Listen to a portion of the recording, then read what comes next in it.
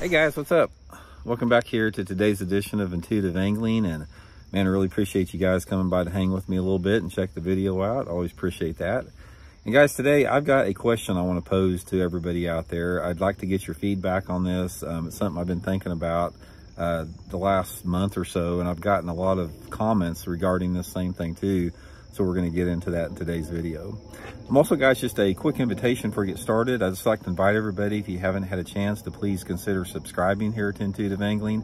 It's a good way to support the channel. And right now we've got like 40% of the people that watch the videos are subscribed and 60% aren't. So that's a good way to help out. And also, guys, just another reminder about the Tackle Warehouse summer kickoff sale they got going on. A bunch of great deals on tackle. If you guys need to stock up, I'll put my Tackle Warehouse link in the description. If you guys use and bookmark that link for your tackle purchases, you're really helping the channel out, and a big round of gratitude for me and my family there. Okay, guys, here's the question I want to pose to y'all.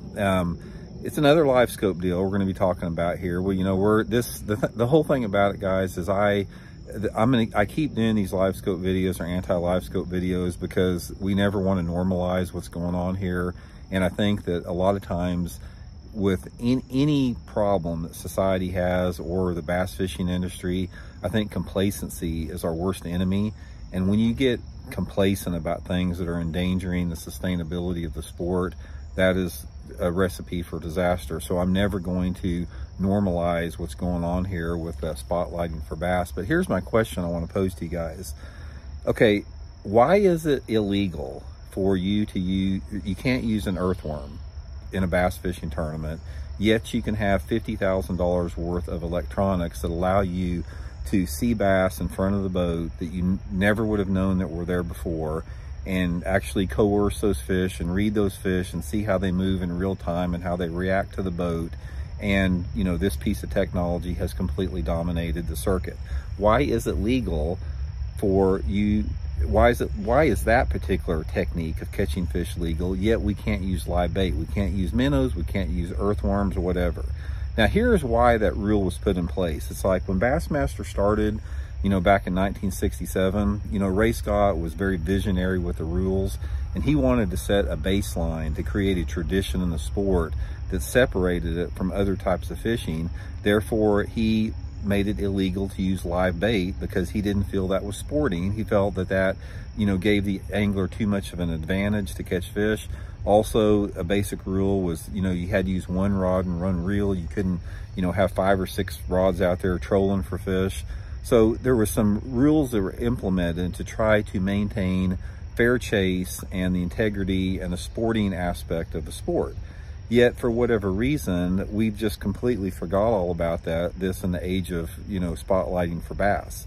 So I want to understand how Bassmaster and MLF can live with the hypocrisy that they operate under by not allowing anglers to use earthworms, yet allowing, you know, all these anglers out there to use, if they want to use $100,000 worth of electronics and 20 live scope transducers on their boat, they can do it. If they want to have 50, you know, units, if they want to have units all the way around their boat, they can do it. If they want to have a screen that's 5 feet wide in the front of the boat, they can do it. There's no limitations whatsoever, yet you cannot use a live crawdad or an earthworm to catch a fish on. Now, here's the thing about it. It's like people say, oh, Randy, you know, forward-facing sonar is so great because, you know, it shortens the learning curve, and, you know, people that don't know much about fishing can go out and catch fish right off the bat, and, you know, we're learning so much more about those fish. Yeah, I can say the same thing about a crawdad or an earthworm. You put an earthworm on or a live crawdad, you know, around a school of bass and see how many more fish you catch. That's what like all the guides down at Table Rock Lake here by my house, you know, fishing is so tough with artificial lures. All the guides go out there and fish with night crawlers and earthworms because it's easy to catch them on it. It's the same with spotlighting for bass. You know, if you're spotlighting for bass with your cheater box out there, you're finding fish out there that you never would have known that were there. It's the same with using an earthworm or a night crawler. If you're fishing, if you flip your jig in there, if you flip your 1/2 ounce black and blue jig in this lay down tree or under this dock and don't get a bite, odds are if you flip a live crawdad in there or earthworm, you're going to catch any fish that's in there. That is probably, that is why it's illegal to use live bait. yet it's legal to spotlight for bass. So we've entered this stage, guys, where it's like you can't pick and choose. When you talk about fair chase and you talk about maintaining tradition and ethics and rules in the sport, you can't just pick and choose based upon how much money somebody's paying you. You know, here's the thing that I always say. Let's say, for example, I owned a crawdad farm, and I've got the biggest crawdad farm on the planet. You know, and I make hundreds of millions of dollars a year. If I went to Bassmaster and MLF and say, okay, guys, I want you guys to change this rule. I want you to start allowing, you know, live bait, crawdads, and worms to be used in your tournaments, and I'm going to pay you $20 million a year to sponsor the Bassmaster circuit. You know what would happen? Next year, you could use live bait. Everybody would be using crawdads and earthworms. That's the sad reality of the situation we live in. And again, that's the reason why spotlighting for bass is legal, and that's why there's no limitations on spotlights. How many spotlights you can have in your boat is because that makes money for the tournament organizations, and live earthworms and crawdads don't make any money for it. So anyway, you have to call it the way it is, guys. You can't put lipstick on a pig, and you can't sugarcoat all this. It is what it is. That's only one small aspect of this entire conversation. And I've seen it, like I said, you guys have seen the same thing.